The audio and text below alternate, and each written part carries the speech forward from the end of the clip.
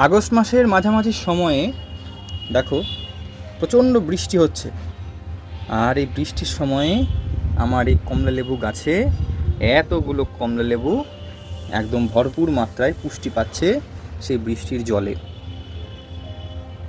20 litre জারে এই China রামরঙ্গন ভ্যারাইটির কমলালেবু এত যে সুন্দর লাগে, সারা বছর ধরে ফল হয়ে থাকে।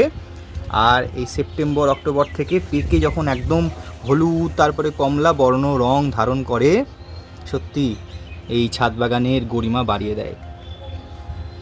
চায়না রামরঙ্গন ভ্যারাইটির কমলালেবু গাছ এই সময়ে কিন্তু খাবারের একটা ডিমান্ড করে, সেই জন্যে এই সময়ে আমি ঠিক 2 দিন আগেই এখানে একটা চাপান সার দিয়েছিলাম, যাতে এই কমলালেবুগুলো ফেটে না যায়। খাবারের অভাব থাকলে কমলালেবুগুলো কিন্তু আস্তে আস্তে ফাটতে শুরু করে এবং ছাল ফেটে সেই ফল কিন্তু শেপহীন হয়ে যায় এবং সেই ফল পাকে না, ধীরে ধীরে ঝরে যায়। সেই কারণে বর্ষাকালে একটা চাপান সার কিন্তু অবশ্যই তোমরা দিতে পারো।